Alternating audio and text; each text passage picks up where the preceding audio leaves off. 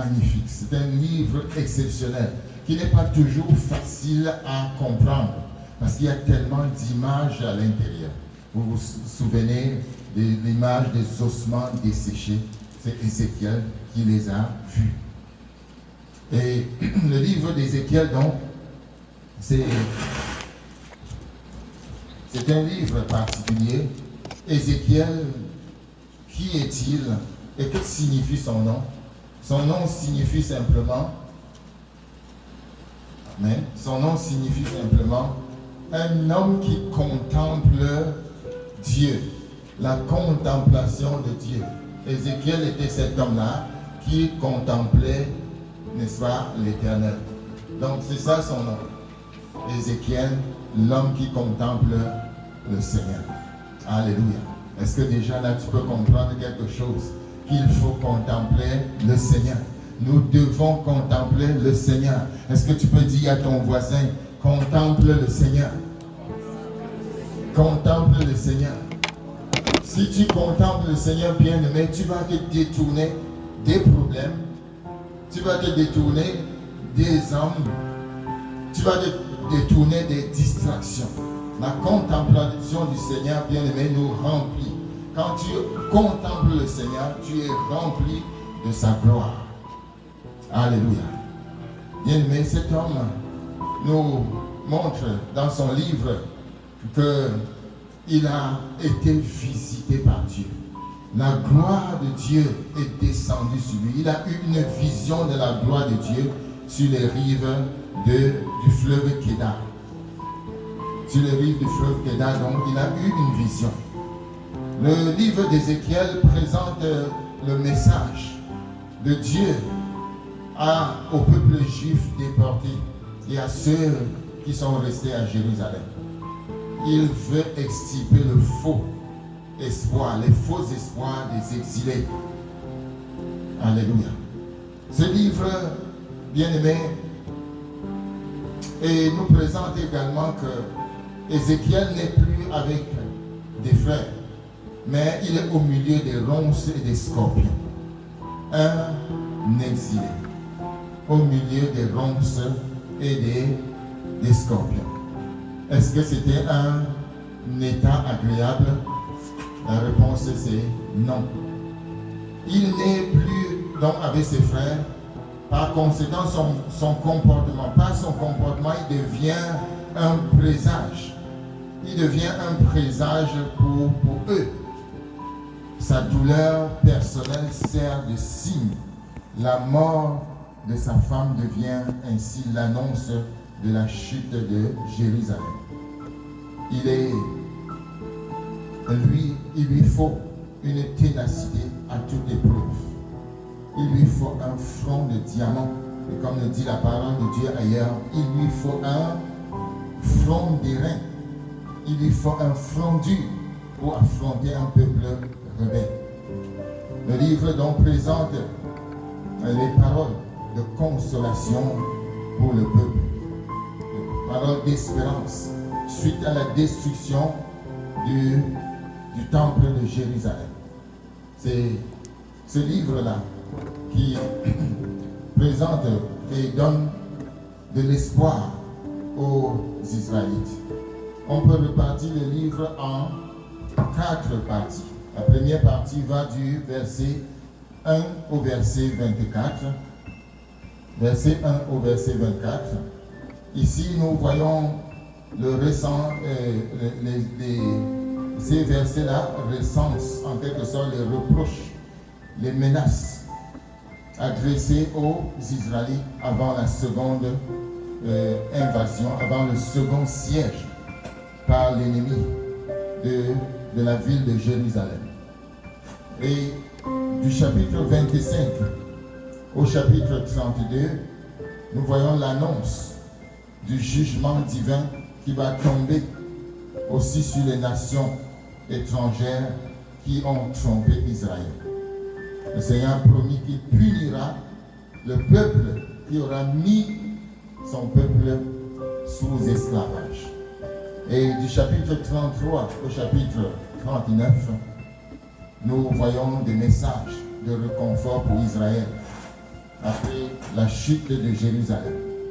Et enfin, la dernière partie, les chapitres 40 à 48, nous voyons la description du futur temple perçu dans des visions.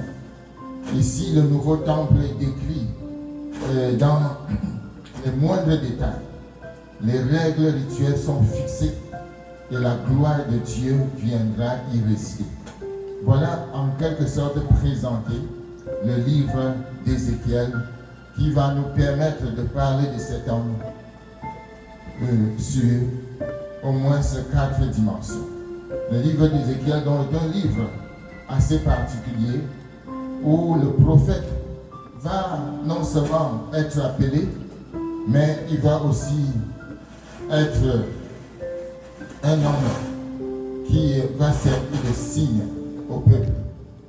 Donc, en résumé, le livre d'Ézéchiel met en évidence certaines vérités essentielles dans la relation de l'humanité avec l'Éternel. Il montre l'importance du temple. Le temple est important. Et nous savons aussi que dans la Bible, le temple dans l'Ancien Testament représente le temple, notre corps. Nous sommes le temple du Saint-Esprit. Et enfin, le livre d'Ézéchiel montre la responsabilité individuelle qui est au-dessus de la responsabilité collective. Désormais, chacun est responsable devant Dieu. Amen.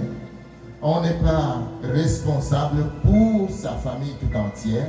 On n'est pas responsable pour une nation entière, mais on est désormais responsable devant Dieu pour soi-même.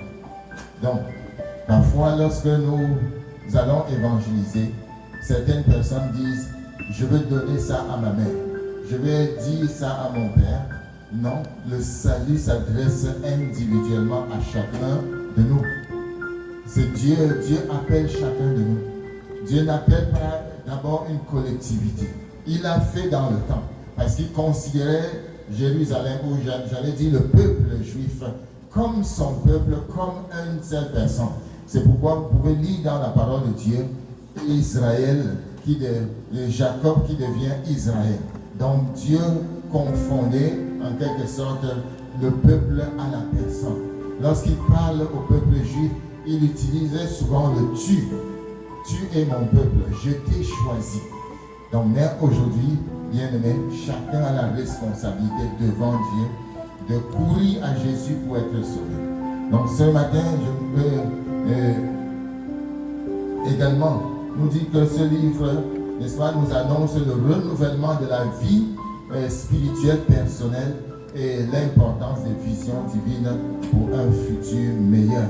Lorsque nous avons la direction de Dieu, les visions de Dieu pour notre vie, nous pouvons envisager l'avenir avec plus d'espérance. Et voici le plan que je vais suivre avec vous, n'est-ce pas, pour ce message. Premièrement, ayant introduit le livre d'Ézéchiel, je vais montrer que Ézéchiel était un homme qui était en exil. Ensuite, je parlerai d'Ézéchiel comme un ambassadeur et j'évoquerai également Ézéchiel comme une sentinelle. Et enfin, nous montrerons que Ézéchiel est un signe pour les nations. Le Seigneur me permettra d'aborder quelques points ce matin et ensemble, j'aimerais que nous puissions en tirer des leçons pour notre propre vie. Le livre d'Ézéchiel, qui porte son nom, occupe une place importante dans la Bible. Et le chapitre 1 nous montre, n'est-ce pas, quelques caractéristiques que nous pouvons tirer de ce prophète. En fait, Ézéchiel, dans tout ce livre, occupe 4 positions essentielles. Si vous êtes en train de noter, notez-le. Il occupe 4 positions. La première position est écrite pour vous, Ézéchiel l'exilé. Ézéchiel, la première position, c'est la position d'exilé. Amen. C'est la position d'exilé. verset 1. Nous sommes dans Ézéchiel chapitre 1.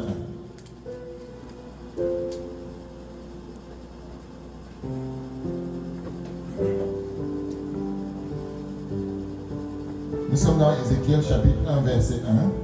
J'aimerais avoir un lecteur, s'il vous plaît, qui veut servir de lecteur ce matin. Oui, verset 1. La 11e année, le 5e jour, 4e mois, comme j'étais parmi les captifs du feu et par les cieux s'ouvrirent et j'eus des visions divines. Amen. Merci beaucoup. Première chose que nous constatons ici, Ézéchiel affirme dans ce verset qu'il était parmi les captifs. Amen. Il était parmi les captifs. Dis avec moi captif. Ézéchiel était parmi les captifs.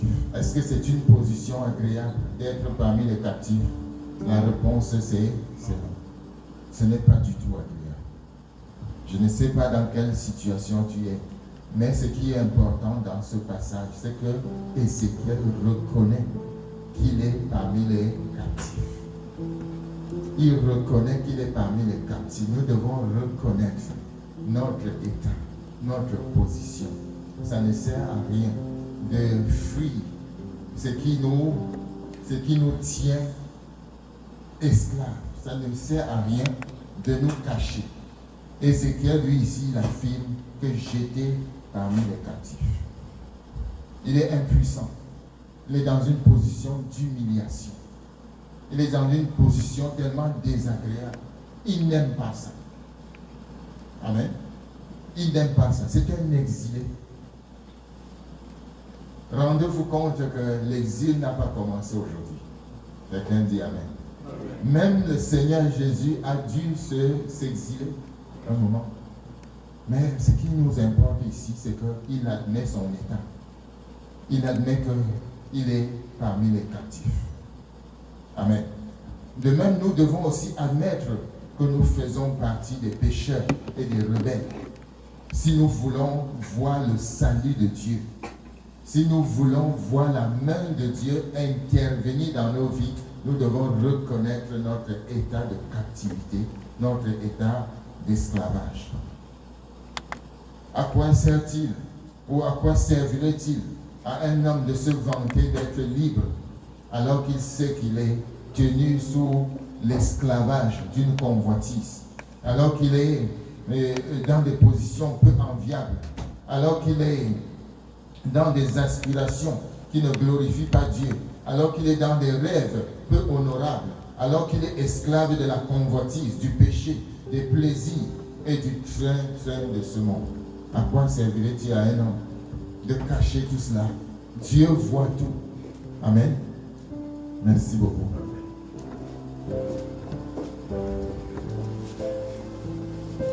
J'ai une bonne raison. Nous sommes en été.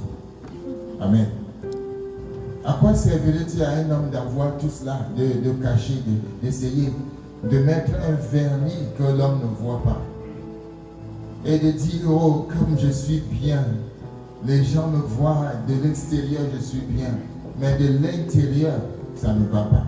Il faut ce matin, bien aimé, le message d'Ézéchiel, lorsqu'il dit j'étais parmi les captifs, nous interpelle à reconnaître notre vrai état, à reconnaître notre vraie situation.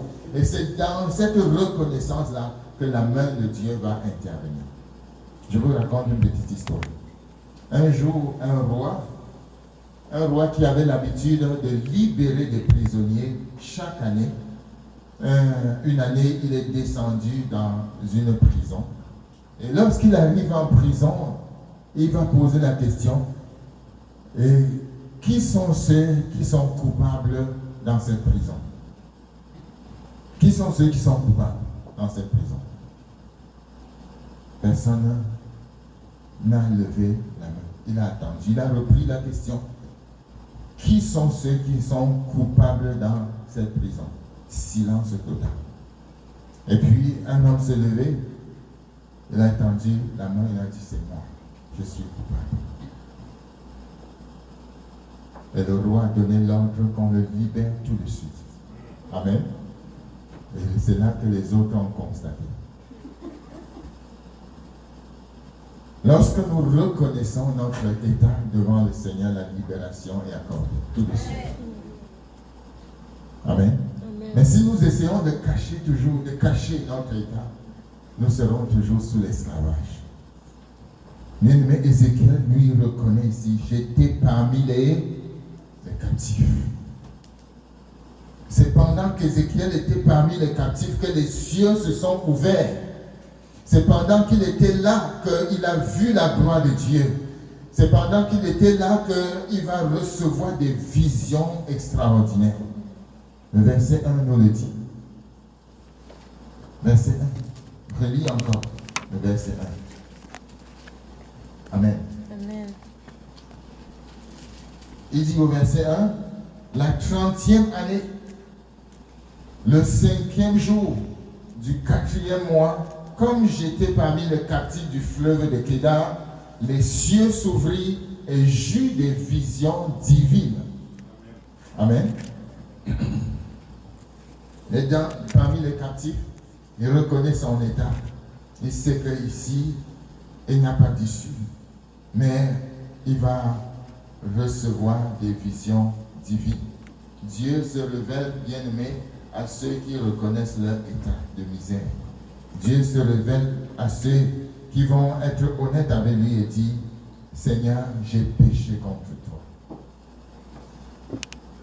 Les cieux vont donc s'ouvrir et des visions seront données à ceux qui reconnaîtront leur véritable état devant Dieu et qui leveront les yeux vers l'Éternel. Je lève les yeux vers les montagnes d'où me viendra le secours. Le secours me viendra de l'Éternel. Bien-aimés, lorsque nous regardons la vision d'Ézéchiel au verset 5, la Bible nous parle du centre. Au centre, encore apparaissaient 4 animaux dont l'aspect avait une ressemblance humaine. Il dit ici qu'au centre, n'est-ce pas, une ressemblance humaine. Bien-aimé, la vision qui nous satisfera le plus sera la vision de la révélation du Fils de l'homme. La ressemblance humaine ici nous parle du Fils de l'homme. Cela nous rappelle aussi la vision que les amis de Daniel ont eue dans la fosse ardente. Ou bien dans la fosse au lion, pardon. Qu'est-ce qu'ils ont vu? Ils ont vu un 4e personnage qui ressemblait à un fils d'homme. La révélation qui va nous satisfaire et nous libérer, c'est la révélation du Fils de l'homme. Le Fils de l'homme, Jésus-Christ. Car grâce à lui, nous voyons Dieu. Il a dit, nul ne vient au Père que par moi. C'est par lui. Je suis le chemin, la vérité et la vie. Est-ce que tu m'entends ce matin? Amen. Je suis le chemin, la vérité et la vie. Jésus n'a jamais dit, je suis un des multiples chemins pour aller à Dieu. Il a dit, je suis le chemin, la vérité et la vie. Et ce matin, si tu es ici, c'est parce que Jésus t'aime. Dieu t'aime. Et il te dit qu'il n'y a qu'un chemin pour aller à Dieu. Je suis le chemin, la vérité et la vie. Bien-aimé, la révélation du Seigneur est claire. Et Ézéchiel a vu cette révélation qui nous parle aujourd'hui. Que si nous-mêmes, nous reconnaissons notre état devant Dieu, nous allons avoir la révélation du Fils de l'homme. Car la Bible dit, il est l'image du Dieu invisible. Amen. Amen. Il est la représentation exacte de ce que Dieu dit, de ce que Dieu est, nous dit le livre des Hébreux. Quelle vision extraordinaire. C'est devant les yeux éblouis que le prophète va voir une gloire sans précédent. Et toi, tu vas voir cette gloire si tu reconnais ton état, si tu reconnais que tu es captif. Et tu vas voir la gloire de Dieu et la libération sera annoncée pour toi. Heureux, nous dit la parole de Dieu, heureux ceux qui ont le cœur pur, car ils verront Dieu. Amen. Amen. Voilà l'exilé. Ézéchiel, l'exilé. Il vient de faire quoi? D'avoir une vision. Parce qu'il a reconnu qu'il est parmi les captifs. La première position, c'est la position d'exilé. La deuxième position d'Ézéchiel, c'est celle de l'ambassadeur, d'un ambassadeur. Alléluia. Amen. Un ambassadeur, c'est quelqu'un qui représente un État dans un autre État. Ici, Ézéchiel va représenter Dieu. Après avoir vu Dieu, Ézéchiel est prêt à être son messager. Quand nous voyons Dieu, nous pouvons maintenant être prêts à répondre. Nous témoignerons mieux de ce que nous avons vu. C'est toujours vrai que nous témoignons mieux de ce que nous avons vu. Amen. Amen. Mieux, plus nous avons vu, mieux nous allons témoigner. Et il y a des éléments qui vont commencer à se dérouler dans la vie d'Ézéchiel. Je vous invite à aller au chapitre 2 directement. Bien-aimés, lorsque vous regardez le verset 1 du chapitre 2, la Bible dit, il me dit, Ézéchiel chapitre 2, il me dit, fils de l'homme, tiens-toi sur tes pieds et je te parlerai. Alléluia. Amen. Il me dit, tiens-toi sur tes pieds et je te parlerai. Bien aimé, est-ce qu'on peut se lever un instant pour ceux qui peuvent se lever? Il me dit, tiens-toi sur tes pieds et je te parlerai. Est-ce que tu peux te lever un instant? Alléluia. Amen. Tiens-toi sur tes pieds. C'est un exercice. Aidez-moi à le faire. Levons-nous tous. Même si vous êtes fatigué, levez-vous un peu. Alléluia. Amen. Je sais que je dérange les anciens et les nobles, mais permettez-moi de vous déranger un peu. Alléluia. Qu'est-ce qu'il dit? Il dit, fils de l'homme, tiens-toi sur tes pieds et je te parlerai. Dieu veut te parler, bien-aimé. Dieu veut te parler ce matin. Peut-être que tu as entendu la voix de Dieu plusieurs fois et tu l'as fui. Mais ce matin, Dieu veut te parler. Les fils de l'homme, tiens-toi à tes pieds et je te parlerai. Est-ce qu'il y a quelqu'un qui veut écouter la voix de Dieu ce matin? Asseyons-nous, bien-aimés. Bien-aimés, voilà Ézéchiel qui se trouve face à face avec Dieu. Il se trouve face à face avec Dieu pour entendre sa parole. Dieu nous parle avant de nous envoyer. Amen. Amen. Il nous parle premièrement avant de nous envoyer. L'appel d'ambassadeur est précédé par la parole. Dieu parle à Ézéchiel, il lui parle face à face. Ça, c'est la première chose que nous constatons dans sa position d'ambassadeur. Dans sa position d'ambassadeur, il reçoit comme les lettres de créance, la parole qu'il va communiquer. Dieu appelle d'abord Ézéchiel dans cette position-là. Ensuite, nous voyons au verset 2, Dieu va faire autre chose. Verset 2, il dit, dès qu'il m'eut adressé ces mots, l'Esprit entra en moi et me fit tenir sur mes pieds. Amen. Et j'entendis celui qui me parlait. Vous voyez? Donc, Dieu lui dit de se redresser. Et quand il a entendu la voix de Dieu, qu'est-ce qui s'est passé? L'Esprit entra en lui. L'Esprit entra en lui. Bien aimé, c'est toujours quand Dieu parle que l'Esprit entre en nous. C'est toujours quand Dieu parle, par sa parole puissante, que nous recevons la puissance du Saint-Esprit. Bien aimé, constatez qu'il y a un lien très fort entre la parole et le Saint-Esprit. Dieu ne parlera pas par autre chose. Dieu parle par sa parole et l'Esprit exécute. L'Esprit vient pour entendre. Et ce matin, Dieu est en train de te parler. Il est en train de te dire, viens à moi. Viens à moi, mon fils. Ne doute pas. Tu es à la bonne place. Ne doute pas. C'est moi qui t'appelle. Parce que je t'ai créé. Bien-aimé, l'onction de la parole et de l'esprit conjugués ensemble produit la création. Si quelqu'un est en Christ, il est une nouvelle création. Il est une nouvelle créature. Les choses anciennes sont passées. Voici, toutes choses sont devenues nouvelles. Ça, c'est la parole qui fait ça avec le Saint-Esprit. Bien-aimé, comment naître de nouveau? C'est par la parole et le Saint-Esprit. La Bible dit dans Jean chapitre 3, si un homme est né d'eau et d'esprit, il ne peut voir le royaume de Dieu. L'eau ici, dans ce verset, représente la parole de Dieu. Si l'on est né d'eau et d'esprit, il ne peut voir le royaume de Dieu. Pour ceux qui ne connaissent pas le contexte, je vais vous raconter un tout petit peu. Il y avait un homme qui s'appelait Nicodème. Nicodème était un chef des Juifs, c'est-à-dire un docteur de la loi. Un homme qui avait la connaissance du droit de Moïse, du droit juif en ce moment. Il était un enseignant d'université. Il était un maître de conférence.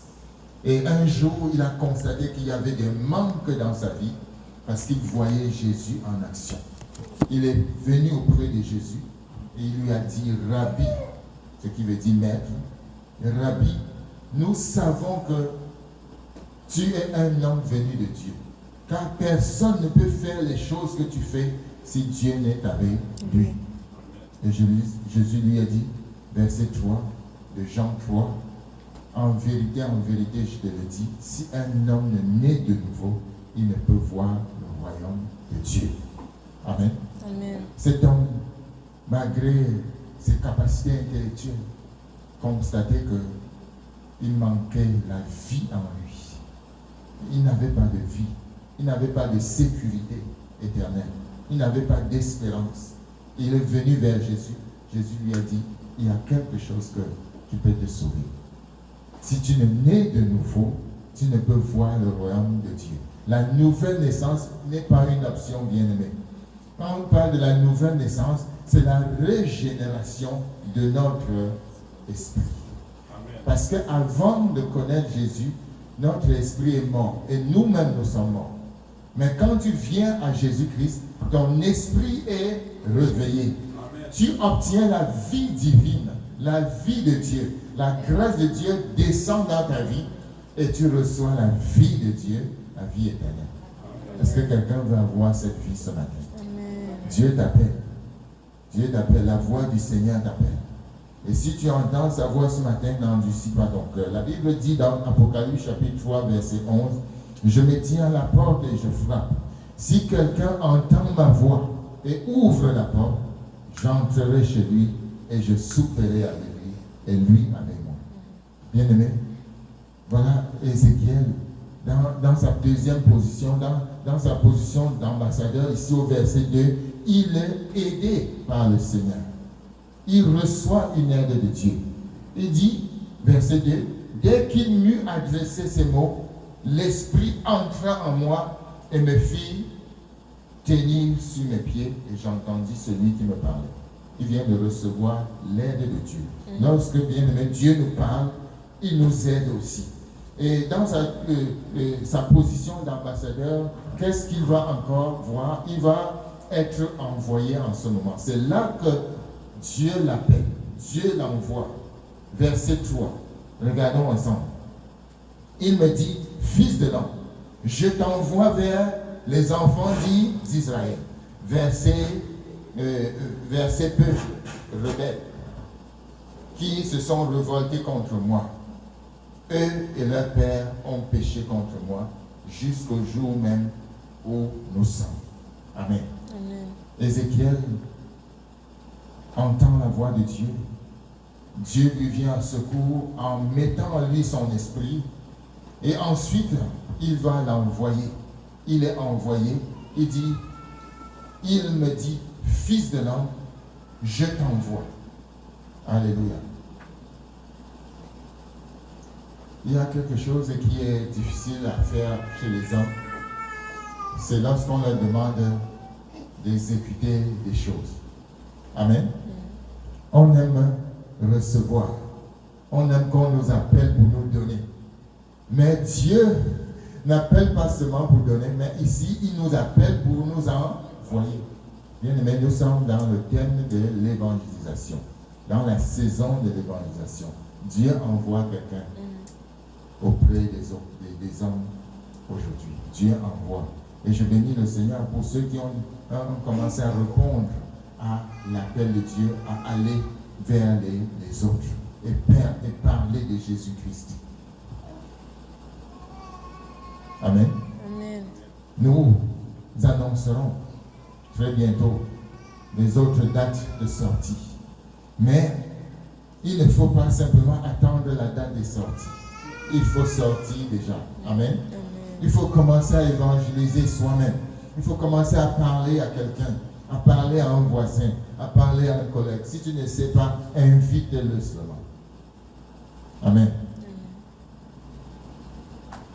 Bien, mais l'ordre de mission ne vient qu'après l'enseignement divin communiqué par le Maître venu de Dieu, le Saint-Esprit. La Bible dit qu'il est venu nous enseigner toutes choses.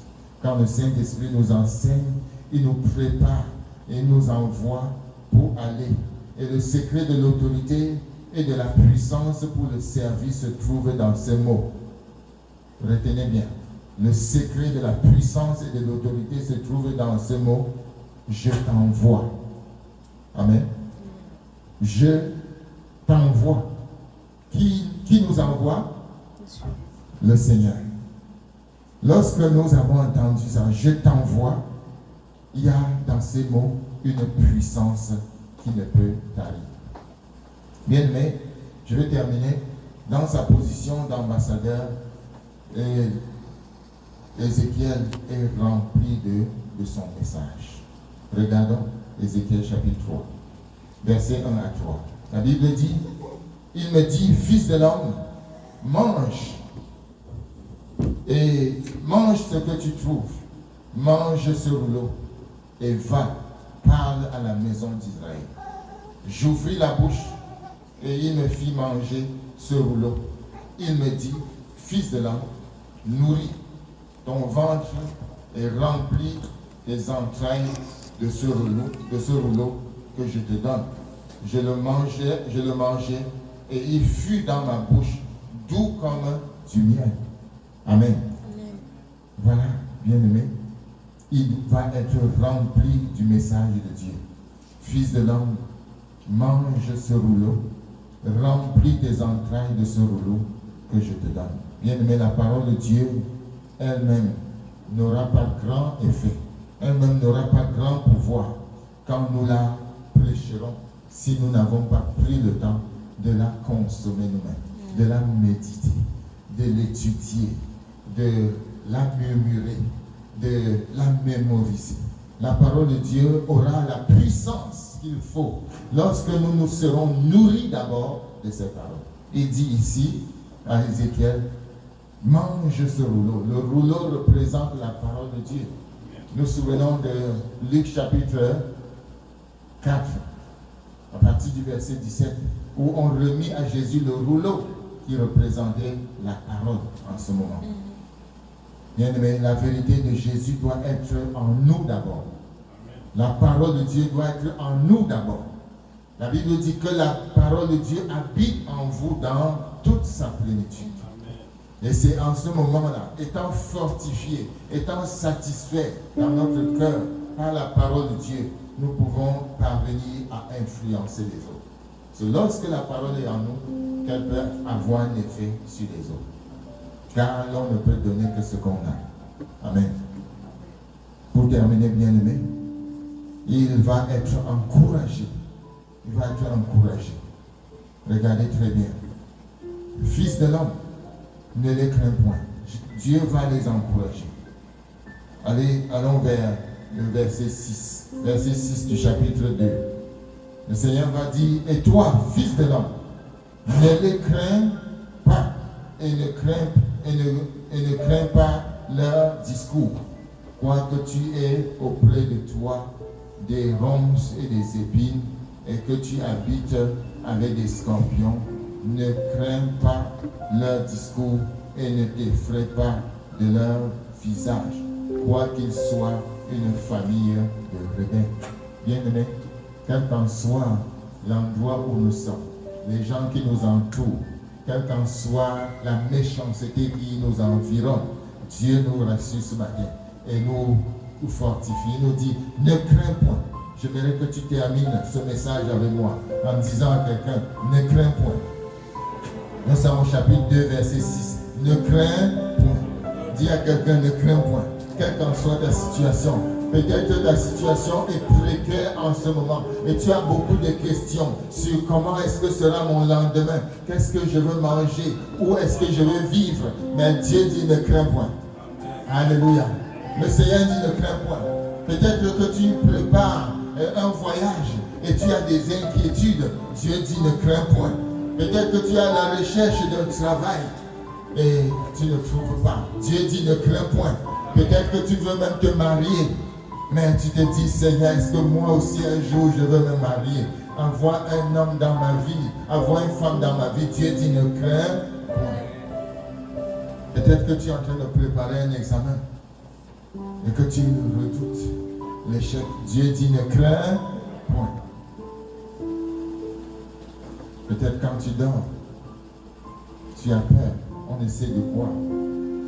Dieu dit ne crains pas.